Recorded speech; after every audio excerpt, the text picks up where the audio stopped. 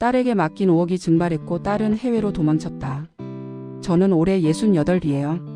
남편이랑 평생 식당 하면서 악착같이 돈 모았죠. 새벽 4시에 일어나서 밤 11시에 문 닫는 생활을 30년 했어요.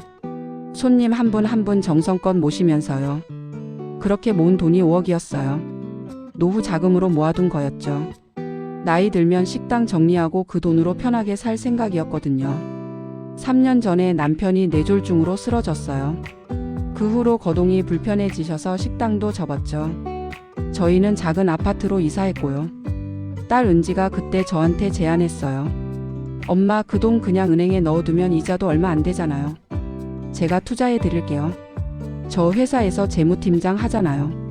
잘 굴려서 수익 내드릴게요 라고요. 은지는 제 자랑이었어요. 명문대 나와서 대기업 다니고 착하기까지 했죠. 명절 때마다 저희 챙겨주고 아버지 병원도 같이 가주고요. 처음엔 거절했어요. 투자는 무섭다고요. 근데 은지가 계속 설득하더라고요.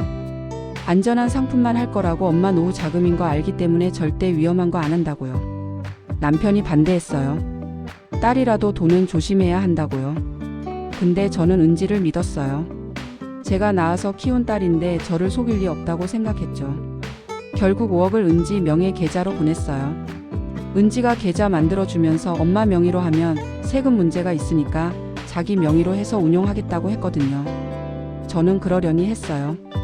처음 몇 달은 좋았어요. 은지가 매달 수익금 정산서 보내줬거든요. 한 달에 200만 원씩 수익 났다고요. 저는 신기했어요. 은행 이자보다 훨씬 많이 받았으니까요. 그렇게 1년이 지났어요. 그런데 갑자기 은지가 연락이 뜸해지기 시작했어요. 전화해도 안 받고 문자 답장도 늦고요. 명절에도 안 왔어요. 이상해서 은지네 집에 찾아갔어요. 그런데 집이 텅 비어 있더라고요. 이사 간 거예요. 저한테 말도 없이요. 당황해서 은지 회사로 전화했어요. 직원이 말하더라고요. 은지 씨는 6개월 전에 퇴사했다고요. 저는 귀를 의심했어요. 은지는 저한테 아직도 회사 다닌다고 했거든요.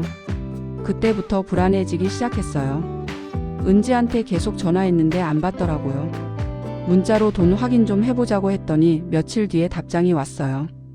바빠서 그런다고 돈은 걱정하지 말라고요.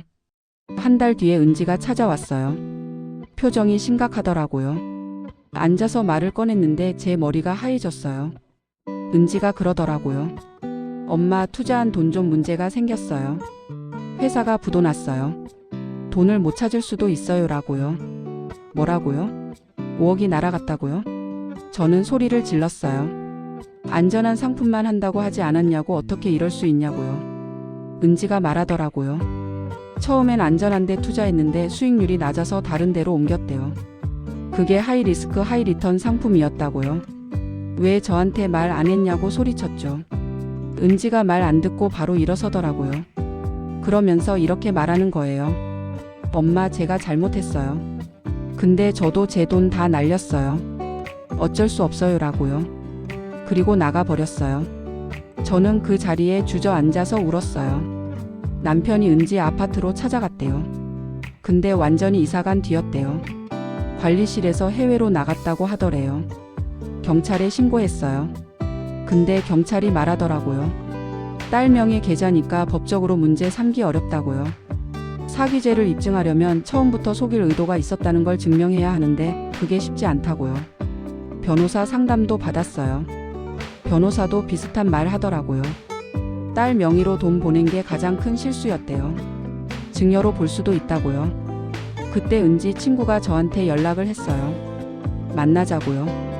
만나서 들은 얘기가 더 충격적이었어요. 은지는 회사 다닐 때부터 주식 투자를 했대요. 처음엔 잘 됐는데 욕심이 생겨서 빚까지 내서 투자했다고요. 그러다 코인에까지 손댔고요. 결국 5억 가까운 빚을 졌대요. 그래서 회사도 그만뒀고요. 그때 제 돈을 가져간 거래요. 처음부터 빚 갚을 생각이었다고요.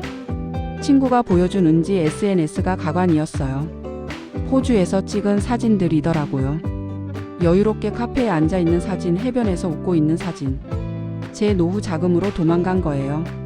저는 그 친구한테 물었어요. 은지가 미안해하는 눈치라도 있냐고요. 친구가 고개를 저었어요. 오히려 SNS의 새로운 시작이라고 적었대요. 그날 집에 와서 남편한테 얘기했어요. 남편이 한숨만 쉬시더라고요. 내가 말렸잖아라는 말씀은 안 하셨어요. 대신 손만 꼭 잡아주셨죠. 그 후로 저희 삶이 완전히 바뀌었어요. 5억이 없으니까 남편 병원비도 빠듯했거든요. 저는 다시 일을 시작했어요. 식당 주방에서 설거지 알바를 하게 됐죠. 68 나이에 다시 일하는 게 힘들었어요. 허리도 아프고 손도 퉁퉁 붓고요. 근데 어쩔 수 없었어요. 남편 약값이라도 벌어야 했으니까요. 6개월쯤 지났을 때 은지한테 문자가 왔어요. 엄마 미안해요 라는 짧은 문자였어요. 저는 답장 안 했어요. 1년 뒤에 경찰한테 연락이 왔어요. 은지가 호주에서 사기죄로 체포됐대요. 거기서도 사람들 돈 받아서 투자해 준다고 하고 먹튀한 거래요. 한국으로 송환된다고 했어요. 면회 오라고 하더라고요. 저는 안 갔어요. 남편도 마찬가지였고요. 재판에서 은지는 징역 3년 선고받았어요. 제 동건으로는 처벌 못 받았지만 호주에서 사기친 건으로요. 은지가 교도소에서 편지를 보냈어요. 진심으로 사과한다고 출소하면 갚겠다고요. 저는 그 편지 읽고 찢어버렸어요. 지금 저는 여전히 식당에서 일해요.